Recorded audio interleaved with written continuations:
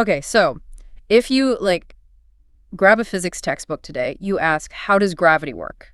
You're going to get general relativity every time. Right. The standard picture. Mass curves space-time. Space-time tells mass how to move. It's beautiful mathematically. Super elegant. But it always feels a bit passive, doesn't it? It describes what happens, but not really the how on a mechanical level. Exactly. It's predictive, incredibly so. Yeah. But it sort of sidesteps the whole cause and effect question. We see the curvature, the geometry, but what's the actual engine driving it? And that's precisely why we're diving into something pretty out there today. We've been looking into Sharif Alia Rashada's work, specifically part 15 of this big 30-part framework he calls Graviton Pressure Theory, or GPT. Yeah, and let's be clear, this isn't just tweaking Einstein. It's proposing a completely different foundation, a mechanistic overhaul. So our goal here, for you listening, is to really unpack this shift. We're talking about moving gravity away from being, just geometry. This passive space-time map. Right. And towards an active mechanics. Real particles, real forces, constant energy flow. It's a fundamental change in perspective. So if we're ditching the geometry, what is GPT saying gravity is? What's the core replacement? Okay, the central idea, the main conflict, is replacing curvature with pressure. GPT argues gravity isn't space bending. It's the result of directional pressure gradients. Pressure gradients. From what? From constant flows of fundamental particles the theory calls gravitons. It's saying gravity is basically a cosmic push, a pressure system, not some scissorious pull from empty space. Okay, a cosmic push. Let's get into that. Yeah. So the theory just throws out the geometric metaphors and those kind of vague quantum ideas. Pretty much. It says, look, forget curvature for a second. If force needs a cause, a mechanism, then this graviton particle can't just be a theoretical placeholder, some speculative quantum. It has to be real, doing something. Exactly. It has to be the actual medium of interaction, the thing that literally moves matter. So if it's not just a concept, how does GPT define this graviton? What makes it tick? Well, rejecting abstraction means you have to define it rigorously. Unlike some quantum gravity ideas where the graviton is sort of fuzzy, here it gets 6 specific foundational properties. These define how it behaves. 6 properties. Okay, what are they? What makes this a mechanistic theory, not just speculation? Right. These properties are the laws of the system. First up, they're defined as real, directional, and massless. Crucially, their influence isn't like tiny billiard balls hitting things. No kinetic impact? No. It's about creating pressure differences. And they are pressure carrying.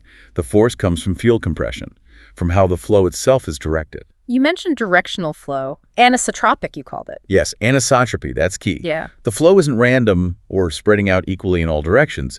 It's channeled, like rivers, into coherent vector-aligned flows, high-speed corridors. Okay, so these directed corridors build up the pressure differences. That's the idea.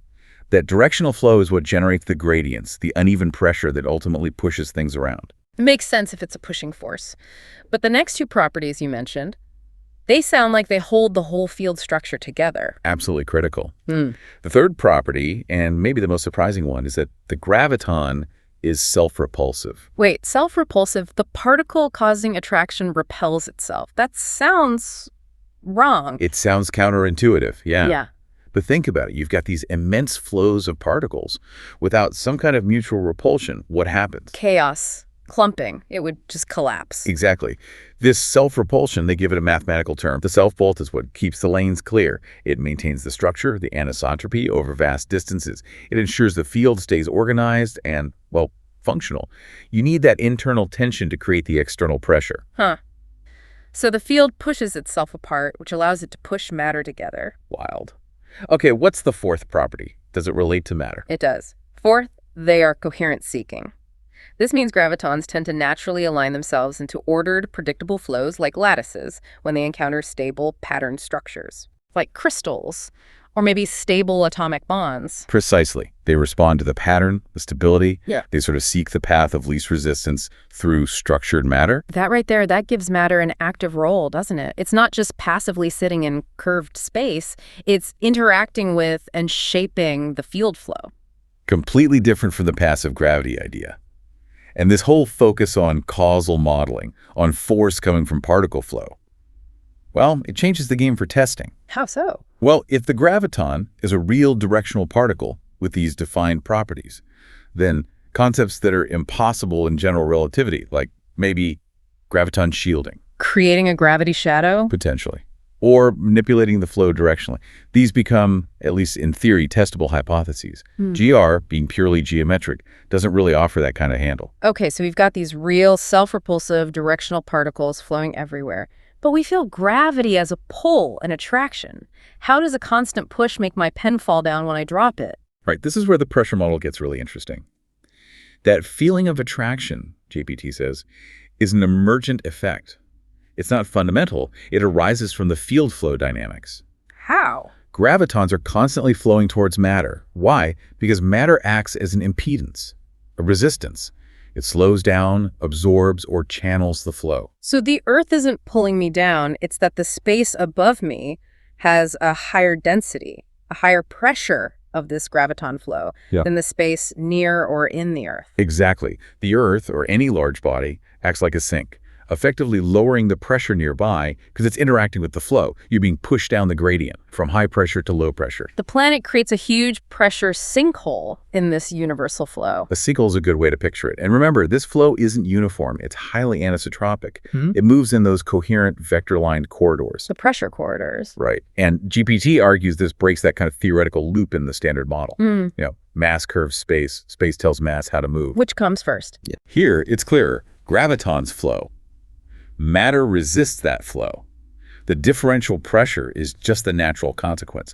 Mass interacts with the field. It doesn't passively define it from nothing. Okay, but if mass doesn't define the field, then what is mass in this theory? We have to totally redefine it. And they do. It's a radical shift. Mass isn't some fixed intrinsic property locked inside a particle. It's an emergent property. Emergent from what? From the object's resistance, its impedance to this directional graviton flow. They call it a field interaction profile. It's about how much the structure disrupts the flow. So it's not just about how many atoms are in something, but how they're arranged. That matters more. That's exactly the implication. Take a highly ordered structure, like a perfect crystal. It's a coherent structure. It creates these neat, low-resistance channels. Gravitons zip through easily. So it would have low apparent mass, high stability. Right. But now take something disordered, chaotic matter. That would scatter the flow, reflect it, create more disruption. Precisely. More scattering, more reflection means higher resistance, higher impedance, which translates to higher apparent mass.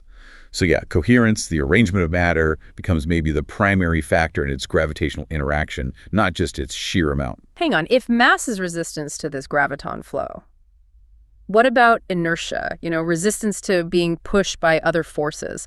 Does GPT connect gravitational mass and inertial mass? Ah, good question.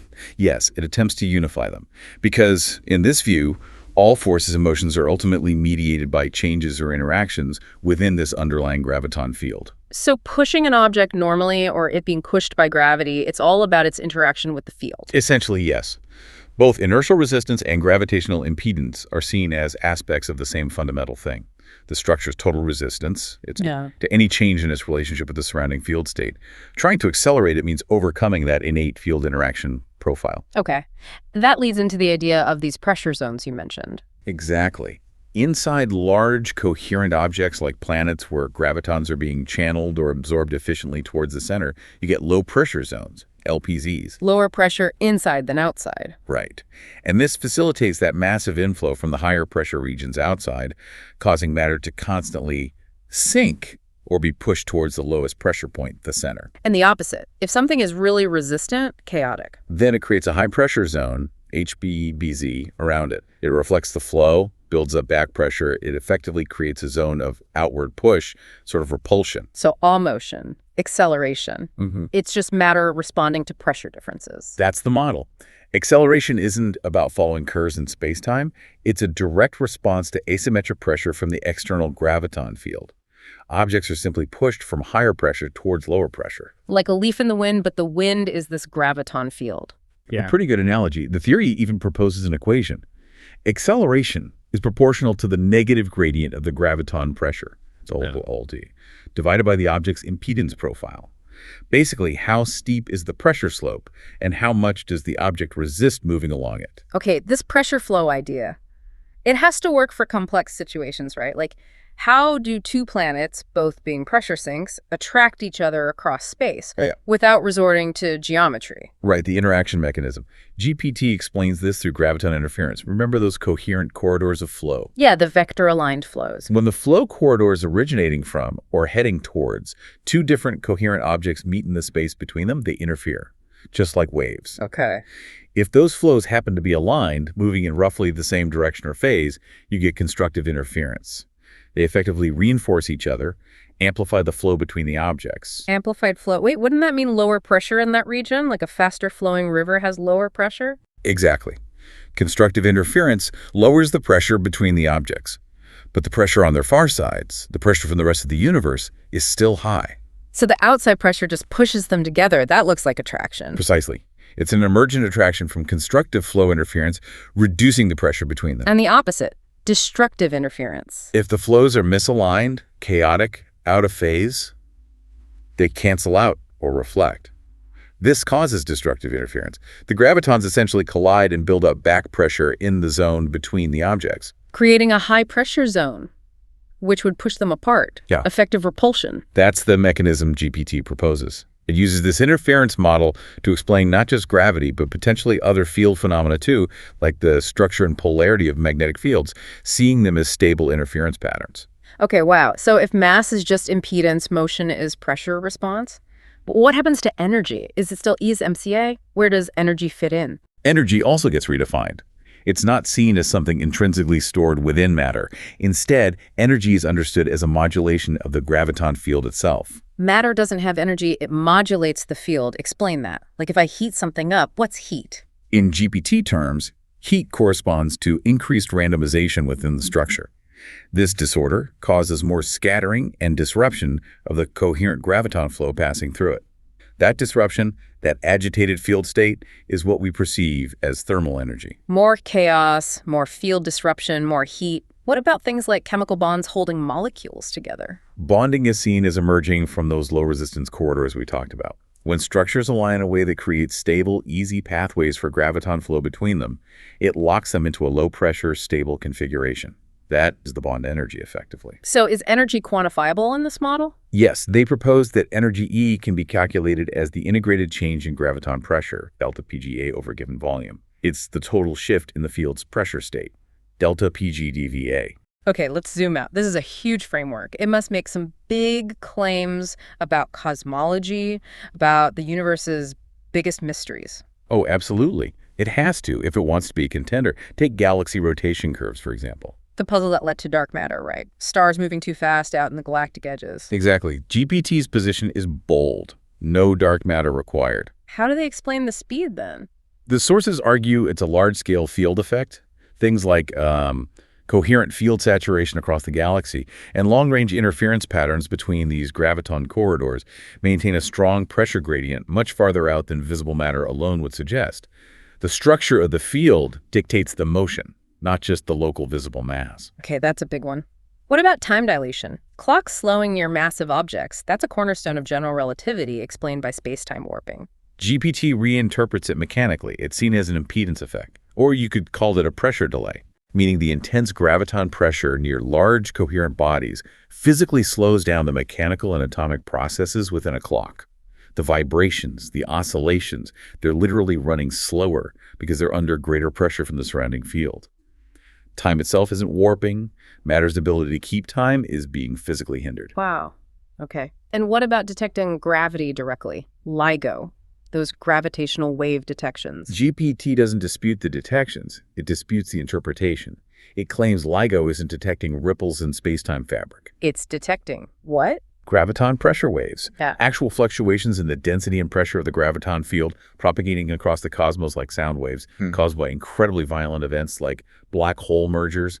They're pressure surges, not spacetime stretches. So to sum this all up, we're trading a universe of geometry and abstract forces. For a universe run by mechanics. Constant, dynamic particle flow, pressure, resistance, interference. That's the proposed paradigm shift. Everything, force, mass, energy, it all comes down to the behavior of this graviton field, its pressure dynamics, and how matter structure interacts with it. Exactly. It aims to be a causal, mechanical explanation from the ground up, a universe driven by flow and coherence versus resistance and chaos. So the big takeaway for you listening might be this. Gravity, in this view, isn't this passive void pulling things in. It's an incredibly active, energetic field, pushing things together, constantly organizing itself around structures based on their coherence. It's all about pressure and resistance. A universe of push, not pull. Which leaves us with a really fascinating, maybe slightly mind-bending thought to chew on. If mass is fundamentally just a measure of how much a structure resists this coherent graviton flow, and if creating highly ordered coherent structures can make pathways where the flow passes through easily, lowering resistance, well, what are the actual limits to engineering that coherence? Could you, theoretically, manipulate an object's internal structure so precisely that you dramatically change its resistance profile? And if you could do that, could you fundamentally alter its effective mass, its interaction with gravity itself?